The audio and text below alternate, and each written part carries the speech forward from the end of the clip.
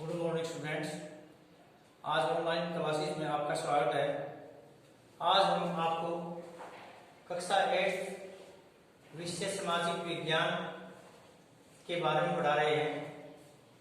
सामाजिक विज्ञान का उपविषय है हमारा आज हमारे अतीत भाग 3 में पाठ नंबर 2 व्यापार से साम्राज्य तक कि वे किस प्रकार से जो यूरोप के लोग थे वो यहाँ पर व्यापार के लिए आए थे और धीरे धीरे उन्होंने एक अपना साम्राज्य खड़ा कर दिया था। आज हम इसी कहानी के बारे में आपको पढ़ा रहे हैं। अध्याय 2 में हमने पिछली वीडियो में पलासी के युद्ध का वर्णन किया था कि 1757 में बंगाल के नवाब सिराजुद्दौला और अंग्रेजों के बीच पलासी के अंदर 1757 में युद्ध हुआ था, क्योंकि अंग्रेजों की महत्वाकांक्षा बढ़ती जा रही थी। नवाब और अंग्रेजों में आपस में ठन गई थी, तो इस प्रकार से यह युद्ध हुआ। उस युद्ध में अंग्रेजों की जीत हुई थी। क्यों जीत हुई थी उसको आपको पता ही है, क्योंकि अंग्रेज एक षड्यंत्रकारी थे। उन्होंने सिराजुद्दौला के नवाब मीर जाफर को अपनी सेना में मिला लिया था। उसको वचन दिया था कि आप हमारी तरफ से युद्ध लड़ो, हम आपको सेनापति की बजाय नवाब बना देंगे। तो सेनापति लालच में आ गया और लालच में आने के कारण राजा को हानि हुई, लेकिन राजा के जो बहादुर सैनिक थे वो लड़ते रहे। सिराजुद्दौला युद्ध में मारा गया। अंत में परिणाम क्या निकला कि राजा की हार हुई और अंग्रेजों की जीत हुई। मीर जाफर को नवाब बना दिया गया। अंग्रेजों को इससे काफी लाभ मिला। तो मीर जाफर बंगाल का नवाब बना। कुछ दिनों तक वह बंगाल में शासन करता रहा, लेकिन मीर जाफर और अंग्रेजों के बीच भी अनबन हो गई। उन्होंने मीर जाफर को गद्दी से हटा दिया गया। मीर कासिम को बंगाल का नवाब बनाया। बंगाल का नवाब बनने के बाद मीर कासिम और अंग्रेजों में मित्रता बनी, लेकिन कुछ दिनों के बाद ही उसमें भी दरार आने लगी, क्योंकि अंग्रेजों की जो महत्वाकांक्षा थी वो दिन प्रतिदिन बढ़ती जा रही थी। वो मीर कासिम के ऊपर दबाव बना रहे थे, बगैर कर का व्यापार करना चाहते थे, अधिक धन प्राप्त करना चाहते थे, अपनी मनमानी करना चाहते थे। लेकिन मीर कासिम जनता के दबाव में था। मीर कासिम भी अपनी जनता के लिए कुछ कल्याण कार्य करना चाहता था। मीर कासिम ने अंग्रेजों की महत्वाकांक्षा में बढ़ती हुई देख करके मीर कासिम ने भारतीय जनता का ध्यान रखते हुए, अपनी जनता का ध्यान रखते हुए भारतीय व्यापारियों को बिना चूंगी के व्यापार की आज्ञा दे दी।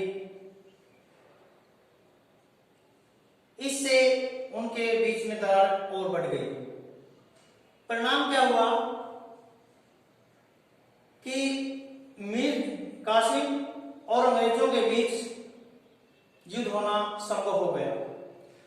मीर कासिम को लग रहा था कि अंग्रेजों की सेना का मैं अकेला मुकाबला नहीं कर सकता, तो ऐसे में उसने अपने पड़ोसी अवध के नवाब सुजाउद्दौला और मुगल सम्राट शाह आलम से बातचीत की।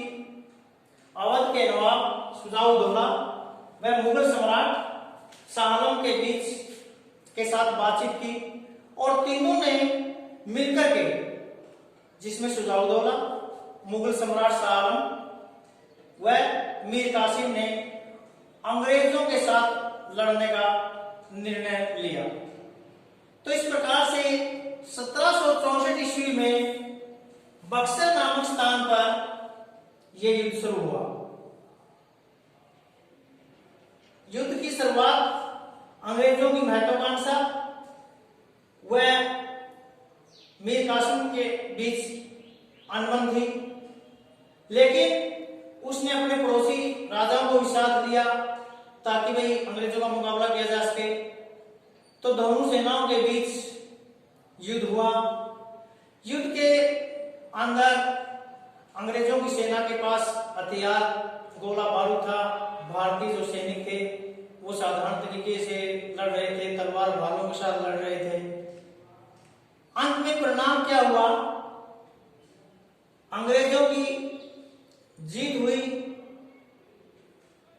और बंगाल के नवाब मीर कासिम, सिराजउद्दौला व मुगल सम्राट शाह आलम हार गए। तो हारने के बाद युद्ध के निम्नलिखित परिणाम निकले। नंबर 1, युद्ध के परिणाम।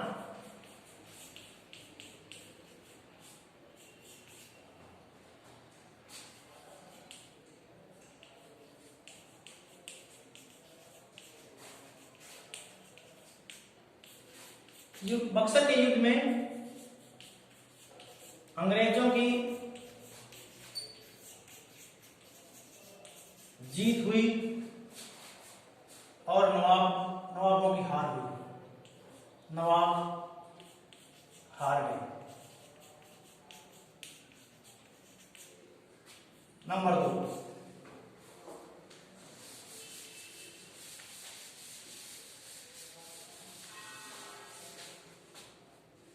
बंगाल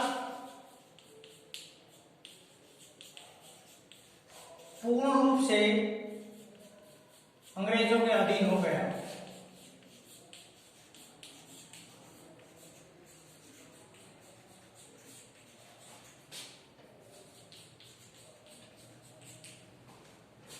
नंबर 3, अंग्रेजों की आय में वृद्धि हुई।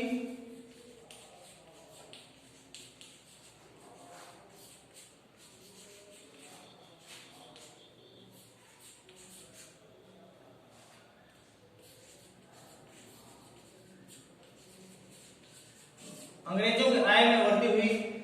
अब अंग्रेजों को इंग्लैंड से धन लाने की आवश्यकता नहीं रही।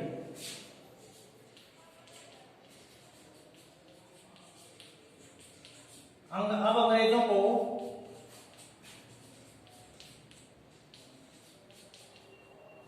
इंग्लैंड से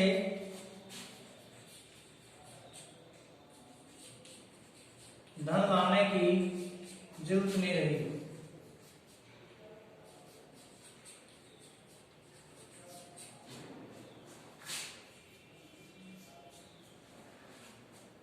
नंबर 4, बंगाल के साथ साथ अवध पर भी अंग्रेजों का अधिकार हो गया।